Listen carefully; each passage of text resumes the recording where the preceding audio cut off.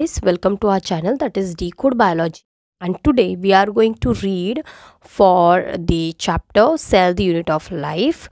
This is the fourth part of the reading. So let's start with the reading. First, endomembrane system. ठीक है, इससे पहले मैंने three parts already किए हैं. This is the fourth part. So the link of the rest of the parts will be given in the description box. So please don't forget to watch them. ठीक है, so let's start with the endomembrane system. While each of the membranous organelle is distinct in terms of its structure and function, many of these are considered together as an endomembrane system. Endomembrane system का मतलब क्या होता है कि कुछ ऐसे organelles होते हैं जिनका फंक्शन एक दूसरे से रिलेटेड होता है. ठीक है, तो ऐसे ऑर्गेनल्स का जो एक सिस्टम बनता है उस सिस्टम को हम बोलते हैं endomembrane system. Because their functions are coordinated. The endomembrane system include endoplasmic reticulum, Golgi complex, lysosomes and vacuoles. तो चार जो हमारे सेल ऑर्गेनल्स है वो एक्चुअली पार्ट है एंडोमेम्ब्रेन सिस्टम के. ये कौन कौन से हैं? Endoplasmic reticulum, Golgi complex, lysosomes and vacuole. Since the functions of mitochondria, chloroplast, peroxisomes are not coordinated with the above components, these are not considered as a part of the endomembrane system. तो आपका mitochondria, chloroplast and peroxisomes में आपको याद रखना है कि कौन से cell organelles are part of the endomembrane system और कौन से सेल ऑर्गेनल्स एंडोमेम्ब्रेन सिस्टम के पार्ट्स नहीं हैं. ठीक है, आगे बढ़ लेते. एंडोमेम्ब्रेन सिस्टम का जो पार्ट फर्स्ट सेल ऑर्गेनल है that is the endoplasmic reticulum, जिसको हम बोलते हैं ER. ठीक है, शॉर्ट में हम इसको क्या बोलते हैं? ER. Electron microscopic studies of eukaryotic cells reveals the presence of a network of reticulum और रेटिकुलम नेटवर्क या रेटिकुलम. रेटिकुलम का मतलब क्या होता है? Network of tiny tubular structures scattered in the cytoplasm. This is called the endoplasmic reticulum. Hence, ER divides the intracellular space into two distinct compartments. That is luminal, that is inside ER, and extraluminal, that is cytoplasmic compartment. ठीक है, तो endoplasmic reticulum देख लेते हैं. Endoplasmic reticulum जो है वो हमेशा कांटेक्ट में रहता है टू दी न्यूक्लियस. तो ये जो सर्कल दिख रहा है यहाँ पर that is the nucleus. Nucleus का जो आउटर मोस्ट मेम्ब्रेन है वही आगे जाके फोल्ड हो जाता है एंड ये जो फोल्ड्स है इनको हम बोलते हैं सिस्टर्न है, राइट. और ये फोल्ड का नेटवर्क सा बनता है और यही फोल्ड का नेटवर्क को हम क्या बोलते हैं? Endoplasmic reticulum. ठीक है, कुछ होते हैं folds in the form of tubes. ठीक है, तो ये होते हैं ट्यूबुलर. क्लियर है. अभी ये जो एंडोप्लाज्मिक रेटिकुलम जो है ये साइटोप्लाज्म को दो पार्ट में डिवाइड कर रहा है. ठीक है, जो बाहर का साइटोप्लाज्म है, यहाँ पर बाहर क्या है? साइटोप्लाज्म है. ये जो साइटोप्लाज्म है उसको हम बोलेंगे, ये जो आउटर मोस्ट साइटोप्लाज्म है उस रीजन को हम लोग बोलेंगे extra luminal compartment. And endoplasmic reticulum का जो सिस्टर्न है उसके अंदर जो फ्लूइड रहेगा, उसके अंदर जो अदर एक कंपार्टमेंट बना है उसको हम बोलेंगे luminal compartment. Is it clear? Luminal का मतलब एंडोप्लाज्मिक रेटिकुलम के अंदर एंड एक्स्ट्रा ल्यूमिनल मतलब साइटोप्लाज्म. क्लियर है, आगे बढ़ लेते हैं. ER often shows ribosomes attached to their outer surface. The endoplasmic reticulum bearing ribosomes on their surface is called rough endoplasmic reticulum या RER. ठीक है, in the absence of ribosomes they appear smooth and are called smooth endoplasmic reticulum और SER. ठीक है, थोड़ा सा diagram में देख लेते हैं हम लोग. अगर डायग्राम में देखें तो डायग्राम में जो जहाँ पर राइबोसोम्स, ये जो दिख रहे हैं आपको छोटे छोटे बीड्स. ठीक है, ये जो बीड्स है यहाँ पर, इन बीड्स को हम लोग बोलते हैं राइबोसोम्स. तो ये सारे राइबोसोम्स हैं. जहाँ पर राइबोसोम्स अटैच्ड है, मतलब ये इतना पूरा पार्ट जहाँ पर राइबोसोम्स अटैच्ड है। कौन से राइबोसोम्स है ये? ATS टाइप ऑफ राइबोसोम्स जो ओनली यूकैरियोटिक सेल में दिखाई देता है। तो ये जो राइबोसोम अटैच पार्ट है एंडोप्लाज्मिक रेटिकुलम का, वो अगर इलेक्ट्रॉन माइक्रोस्कोप में देखोगे तो उसमें बीड्स दिखाई देते हैं, तो इसलिए उसको नाम पड़ा है रफ एंडोप्लाज्मिक रेटिकुलम, और उसको शॉर्ट में हम लोग बोलते हैं RER। ठीक है, इसमें आप देख सकते हो मैक्सिमम पार्ट किसका है? सिस्टर्ने का। सिस्टर्ने क्या होता है? Flat structure, sac like structure, ये सिस्टर्न है। क्लियर है? इसके बाद जहाँ पर राइबोसोम्स अटैच नहीं है तो ये पूरा पार्ट, ठीक है, इसको हम बोलेंगे स्मूथ एंडोप्लाज्मिक रेटिकुलम। क्यों? बिकॉज ये अगर आप इलेक्ट्रॉन माइक्रोस्कोप से देखोगे तो इसके ऊपर बीड्स नहीं है, तो ये स्मूथ दिखाई देता है, इसलिए स्मूथ एंडोप्लाज्मिक रेटिकुलम बोला जाता है उसको। ठीक है, आगे बढ़ लेते हैं। RER is frequently observed in a cell actively involved in protein synthesis and secretion. They are extensive and continuous with the outer membrane of the nucleus. The smooth endoplasmic reticulum is the major site for synthesis of lipids. In animal cells, lipids like steroid hormones are synthesized in SER. तो RER जो है ठीक है, ये बनाएगा protein. ठीक है, और ये हमेशा किसका कंटिन्यूएशन होता है? न्यूक्लियर मेम्ब्रेन का कंटिन्यूएशन होता है, मतलब न्यूक्लियस से आपको पास में क्या मिलेगा? रफ एंडोप्लाज्मिक रेटिकुलम दिखेगा। स्मूथ एंडोप्लाज्मिक रेटिकुलम की बात करें तो ये बनाता है SER बनाता है, लिपिड सिक्रेट करता है, एंड ये ऐसे सेल्स में मिलेगा जहाँ पर लिपिड सिंथेसाइज होता है या स्टेरॉयड हार्मोन्स बनाते हैं। एंड यहाँ पर हमेशा ध्यान में रखना कि इसमें मैक्सिमम पार्ट किसका होता है? ट्यूब्यूल्स का पार्ट ज़्यादा होता है, और ये भी न्यूक्लियस से ही कनेक्टेड रहता है। क्लियर है? आगे बढ़ लेते हैं। पार्ट है that is a Golgi apparatus, Camillo Golgi. ठीक है, इन्होंने in 1898 first observed densely stained reticular structures near the nucleus.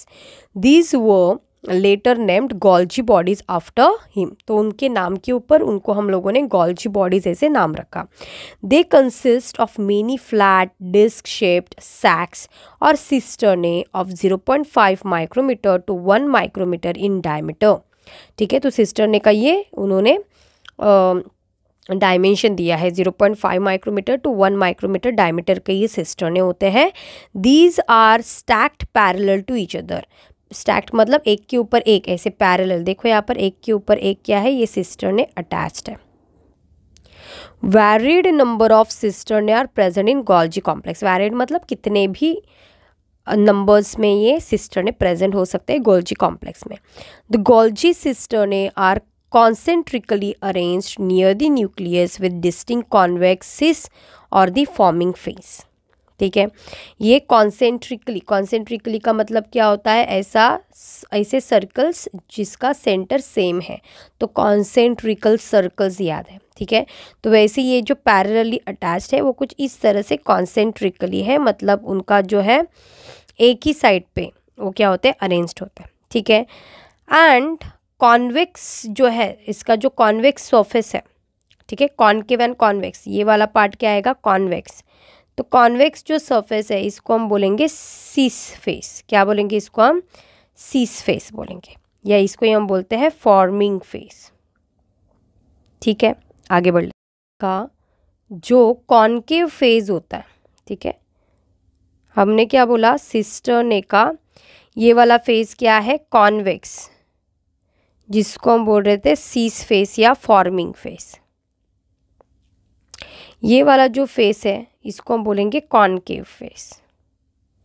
ठीक है, और ये जो कॉनकेव फेस है इसको हम बोलेंगे ट्रांस फेस या मैच्योरिंग फेस। क्लियर है? एंड कॉनकेव, ट्रांस और the maturing face, the cis and the trans phases of the organelle are entirely different but interconnected. ठीक है, ये अलग अलग दिखते हैं लेकिन ये अंदर से क्या रहेंगे? हमेशा एक दूसरे से ऐसे कनेक्टेड रहेंगे। The Golgi apparatus principally perform the functions of packaging material. Golgi apparatus का फंक्शन क्या है कि जो भी मटेरियल है उसको पैक कर देना, टू बी डिलीवर्ड इधर टू द इंट्रासेल्यूलर टारगेट्स और सीक्रेट्स आउटसाइड द सेल। तो आपका गोल्जी apparatus क्या करेगा, जो भी प्रोटीन है, लिपिड्स है, कार्बोहाइड्रेट्स है, कॉम्प्लेक्स मॉलिक्यूल्स है जैसे कि सेलुलोज, हेमीसेलुलोज, इनको पैक करेगा वेसिकल्स में, उनको सेल के अंदर या मे बी सेल के बाहर क्या कर देगा, ट्रांसपोर्ट करा देगा। Materials to be packaged in the form of vesicle from the ER fuse with the cis phase of the Golgi apparatus and move towards the maturing phase। क्या होता है, जो एंडोप्लाज्मिक रेटिकुलम जो है, ठीक है, ये जो एंडोप्लाज्मिक रेटिकुलम है इसमें से कुछ वेसिकल्स निकलेंगे जो कहाँ पर अटैच हो जाएंगे, आपके कॉन्वेक्स सिस फेस में अटैच हो जाएंगे गोल्जी के, एंड यहाँ पर उनमें सारी चीज़ें चेंज हो जाएंगी। जैसे कि इसके अंदर समझ लो प्रोटीन है, तो इस प्रोटीन जो है वो गोल्जी के सिस्टर्ने में मॉडिफाइड हो जाएगा। अल्टीमेटली यहाँ से फिर से एक वेसिकल बनेगा जिसमें आपका प्रोटीन कम्प्लीटली मॉडिफाइड है, और यहाँ से ये वेसिकल निकल जाएगा और टारगेट के पास चला जाएगा। ठीक है, तो ये जो पूरा कॉन्सेप्ट है उसको मैंने ऑलरेडी एक्सप्लेन कर दिया है एंडोमेम्ब्रेन सिस्टम वाले वीडियो में। ठीक है, तो प्लीज़ वो जाके देख लो अगर आपको यहाँ पर क्लियर नहीं हो रहा है तो। ठीक है, आगे बढ़ लेते हैं। This explains why the Golgi apparatus remains in the close association with the endoplasmic reticulum. आपका गोल्जी apparatus हमेशा एंडोप्लाज्मिक रेटिकुलम के पास ही रहेगा, बिकॉज उसको क्या करना है, सारे वेसिकल्स के अंदर जो भी प्रोटीन है, लिपिड्स है, उसको फ्यूज़ करना है, उसको मॉडिफाइड करना है। ठीक है, number of protein synthesized by the ribosomes on the endoplasmic reticulum are modified in the cisternae of the Golgi apparatus before they are release from its trans face. Golgi apparatus is the important site of formation of glycoproteins and glycolipids। so ये क्या है, fused या हम बोल सकते हैं complex molecules है। क्या ये कॉम्प्लेक्स मॉलिक्यूल्स, कौन से, ग्लाइकोप्रोटीन्स, ग्लाइकोलिपिड्स। ठीक है, आगे बढ़ लेते हैं। आगे है लाइजोसोम। ठीक है, लाइजोसोम जो है, these are membrane bound vesicular structures formed by the process of packaging in the Golgi apparatus। तो एंडोप्लाज्मिक रेटिकुलम से बनेंगे वेसिकल्स जो आगे जाके फ्यूज होंगे गोल्जी apparatus के सीस फेज में।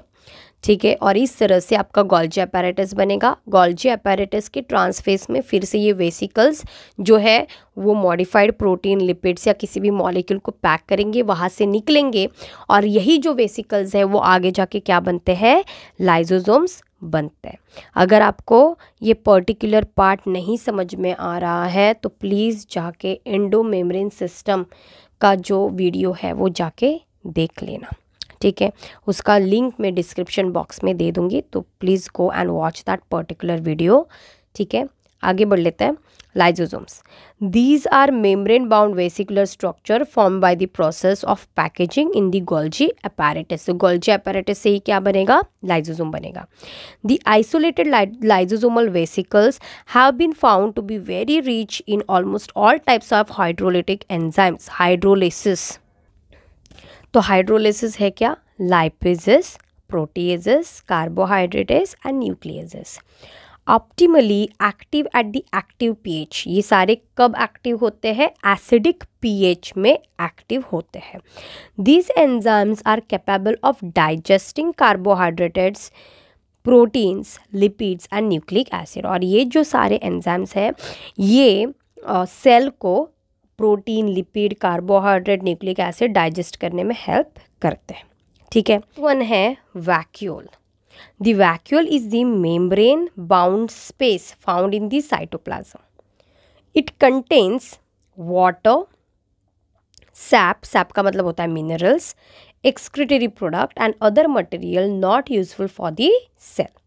The vacuole is bound by a single membrane called tonoplast। ठीक है, तो वैक्यूल जो है ये नॉर्मली प्लांट में प्रेजेंट होते हैं, बड़े बड़े वैक्यूल्स। ठीक है, तो वैक्यूल्स जो है वो कुछ ऐसे मेम्ब्रेन बाउंड स्पेस होता है जिसके अंदर वाटर प्रेजेंट है, सैप प्रेजेंट है, वेस्ट मटेरियल प्रेजेंट है, जो यूज़फुल मटेरियल है वो प्रेजेंट है।